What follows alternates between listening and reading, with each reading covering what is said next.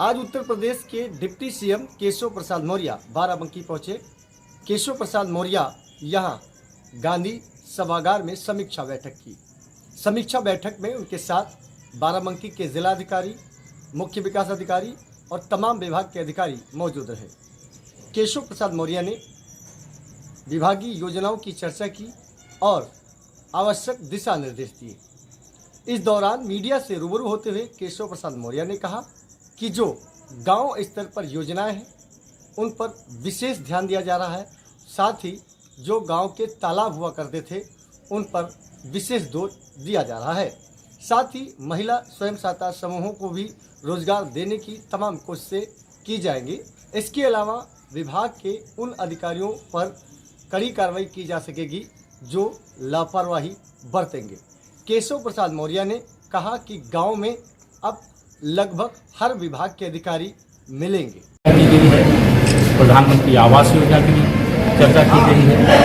विशेष तौर से जो उत्तर प्रदेश में अमृत महोत्सव वर्ष आज़ादी के 75 साल पूरे होने पर जो 80 लोकसभा में 6000 अमृत सरोवर बनने वाले हैं, उन अमृत सरोवर को लेकर के भी चर्चा की गई है। हर ब्लॉक के कोई 10 ऐसे ग्रामों को जहाँ के ग्राम प्रधान कोई युवा होंगे, कोई बहुत उच्च शिक्षा प्राप्त करके गांव की सेवा के लिए आए होंगे, उनको भी चिन्हित करने और उनकी भी समीक्षा करके आने वाले समय में हम लोग प्रयास करेंगे कि कुछ एक ऐसे आदर्श गांव बन करके तैयार हों जो पड़ोसी गांव के लिए भी एक प्रेरणा का केंद्र बन जाए। और जिस प्रकार से अभी माननीय प्रधानमंत्री जी ने रामपुर जनपद के एक अमृत सरोवर, क्योंकि अमृत महोत्सव वर्ष पर जो सरोवर बनने वाले हैं उनका नाम ही अमृत सरोवर है, और उस अमृत सरोवर का एक नमूना देखने को मिला था।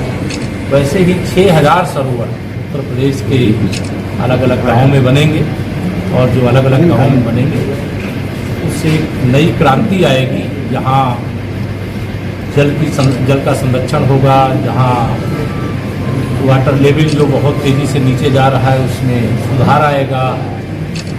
उसी के साथ साथ गांव में जो पहले हम लोग भी बचपन में गांव के जो तालाब होते थे, हम लोग के बचपन में तो काफ़ी पानी स्वच्छ रहता था और उसमें हम लोग भी तैरने के लिए, नहाने के लिए जाते थे। तैरना भी हम लोग इसलिए जानते हैं क्योंकि हमारे बचपन में तालाब थे, और आज के बच्चे जो हैं उनको उस प्रकार के तालाब सरोवर नहीं मिल पाते। तो अच्छे सरोवर बना करके देश के माननीय प्रधानमंत्री जी का यहाँ लक्ष्य दिया गया। सर, गांव विकास के आप मंत्री हैं, तालाब कई जगह खाली पड़े हैं। ये निर्देश दिया गया है जो तालाब अवैध कब्जे में है उनको खाली कराया जाएगा। कहीं गरीब कोई तालाबों के किनारे बसा है तो पहले उनके बसाने की व्यवस्था की जाएगी। कोई ऐसा गांव है आपको लगता है कि जहां सड़क आज़ादी के बाद आज तक न हो और आबादी 2000 से अधिक है? जी, एक गांव है ढकवा रामनगर में, वहां पर आबादी 2000 है, लेकिन आज़ादी के बाद से सड़क वहां नहीं है। बन जाएगी, हम लोग बनाने के लिए आए। सर, ग्राम पंचायत में जो पंचायत भवन है वहाँ पर जो सेक्रेटरी तैनात किए जा रहे हैं वो वहाँ पर नहीं बैठते। उसके लिए सरकार ने निर्देश दिया है कि पंचायत भवन में केवल पंचायत सेक्रेटरी ही नहीं, ग्राम सभा में तैनात सभी विभागों के अधिकारी वहाँ बैठेंगे। जैसे विधानसभा की बैठक होती है तो विधानसभा में होती है, तो ग्राम सभा की बैठक होगी तो पंचायत भवन में होगी।